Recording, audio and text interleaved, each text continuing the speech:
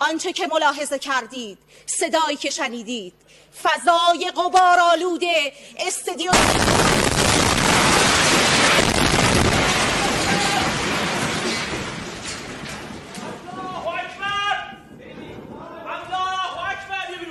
ইরানের রাষ্ট্রীয় টেলিভিশনে বিমান হামলায় 2 সাংবাদিক নিহত। সোমবার সরাসরি সম্প্রচারের সময় ইরানের রাষ্ট্রীয় সম্প্রচার মাধ্যম Islamic Republic of Iran broadcasting IRIB এর প্রধান কার্যালয়ে বোমা হামলা চালিয়েছে ইসরায়েল। এতে সেখানে কমপক্ষে 2 জন সাংবাদিক নিহত হয়েছেন। তাদের একজন নিউজ এডিটর এবং অন্যজন এমপ্লয়ি। এ খবর দিয়েছে অনলাইন বিবিসি। এই হামলার পর ইসরায়েলের প্রধানমন্ত্রী বেনিয়ামিন নেতানিয়াহু সহ শীর্ষ পর্যায় থেকে সন্তোষ প্রকাশ করা হয়।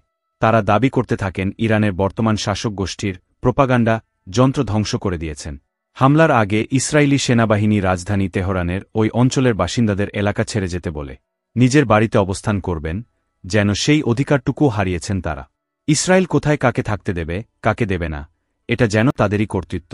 বিবিসি তার খবরে বলছে, Islamic Republic of Iran broadcasting IRIB এর একটি টিভি চ্যানেলে সরাসরি সম্প্রচার চলাকালীন বিস্ফোরণের শব্দ শোনা যায় এবং স্টুডিওর আলো নিভে গেলে সম্প্রচার মুহূর্তের জন্য বন্ধ হয়ে যায়। ইসরায়েলি সেনাবাহিনী বলছে তারা ইরানি সরকারের একটি যোগাযোগ কেন্দ্র লক্ষ্যবস্তু করেছে। অন্যদিকে ইরানের পররাষ্ট্র মন্ত্রণালয় এই হামলাকে যুদ্ধাপরাধ বলে আখ্যায়িত করেছে। ইসরায়েলের সতর্কতা এবং এই বোমা হামলার পর তেহরান জুড়ে আতঙ্ক ছড়িয়ে পড়েছে। বহু মানুষ শহর ছাড়ছে, এমন ছবি দেখা গেছে। উত্তরের একটি মহাসড়কে ব্যাপক যানজটের সৃষ্টি হয় সোমবার রাতেও এই দৃশ্য অব্যাহত ছিল। এর আগে ইসরায়েলি বাহিনী ঘোষণা করে তারা তেহরানের আকাশসীমায় পূর্ণ কর্তৃত্ব প্রতিষ্ঠা করেছে এবং ইরানের 1/3 ক্ষেপণাস্ত্র লঞ্চার ধ্বংস করেছে। এই হামলার প্রতিক্রিয়ায় সোমবার রাতে ও ভোরে ইরান 4টি স্থানে ক্ষেপণাস্ত্র নিক্ষেপ করে।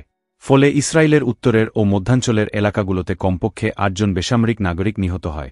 ইরানের স্বাস্থ্য মন্ত্রণালয়ের মতে শুক্রবার থেকে শুরু হওয়া ইসরায়েলি বিমান হামলায় কমপক্ষে 224 জন নিহত ও 1200 জনের বেশি আহত হয়েছে। একই সময়ে ইরানি ক্ষেপণাস্ত্র হামলায় ইসরায়েলে অন্তত 24 জন নিহত এবং 592 জন আহত হয়েছে।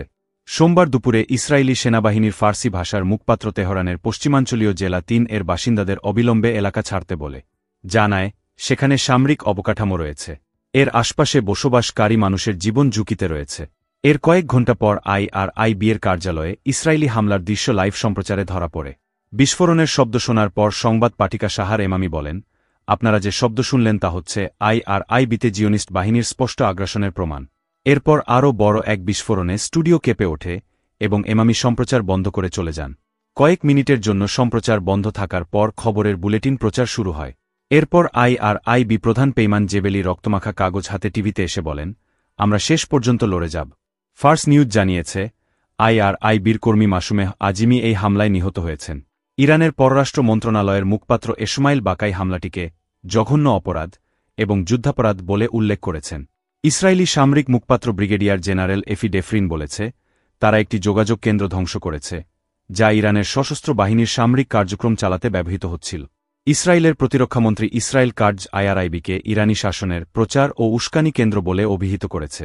এছাড়া ইরানের রেড ক্রিসেন্ট জানিয়েছে তেহরানের শাহিদ বাঘেরি জেলায় ইসরায়েলি হামলায় তাদের একটি অ্যাম্বুলেন্স ক্ষতিগ্রস্ত হয় এবং 3 জন সেবাকর্মী নিহত হন। তারা এক বিবৃতিতে বলেন, এ ঘটনা কেবল আন্তর্জাতিক মানবিক আইনের লঙ্ঘন নয়, বরং মানবতা ও নৈতিকতার ওপর সরাসরি আঘাত। তেহরানের এক বাসিন্দা জানান, ইসরায়েলি বিমান হামলা এবং ইরানের বিমান প্রতিরক্ষা ব্যবস্থা থেকে আসা বিস্ফোরণের শব্দ একটানা শোনা যাচ্ছে। তিনি মেসেজে লিখেছেন, অনেকে তেহরান ছেড়েছে, কিছু দোকানপাট বন্ধ দেখা যাচ্ছে, তবে বেকারিগুলোতে ভিড় লেগে আছে, মানুষ আতঙ্কে খাদ্যপণ্য কিনছে। তেহরানে এখনকার অবস্থা বোঝাতে ভয় আর আতঙ্ক যথেষ্ট, তবুও আমি তেহরান ছাড়তে চাই না। আরেক বাসিন্দা জানান, তারা পরিবারের সব প্রয়োজনীয় কাগজপত্র ও গয়নাগাটি নিয়ে শনিবার সকালেই তেহরান ছেড়েছেন। তার ভাষায়, আমি ঘর পরিষ্কার করে বের হওয়ার সময় 15 মিনিট কেঁদেছি, তারপর চলে এসেছি। 2 শিশু সন্তানের এক মা বলেন, তিনি বাড়িতেই থেকে যাওয়ার সিদ্ধান্ত নিয়েছেন। তার ভাষায়, আমার এখন আর শক্তি নেই সব ছেড়ে চলে যাওয়ার। আমি অনেক কষ্ট করে এই জায়গায় এসেছি। যদি সবকিছু ধ্বংস হয়ে যায় তাহলে আমার ইচ্ছা আমার সন্তানদের সঙ্গে এখানেই শেষ হোক। ইরানের পররাষ্ট্র মন্ত্রণালয় অভিযোগ করেছে ইসরায়েলি বাহিনী সোমবার পশ্চিম ইরানের কেরমানশাহ শহরের একটি হাসপাতালেও হামলা চালিয়েছে। রাষ্ট্রীয় গণমাধ্যমে বলা হয়েছে, ফারাবি হাসপাতালে ইসরায়েলি ক্ষেপণাস্ত্র আঘাত হানায় হাসপাতালের অংশবিশেষ ক্ষতিগ্রস্ত হয়েছে এবং বেশ কয়েকজন রোগী আহত হয়েছেন।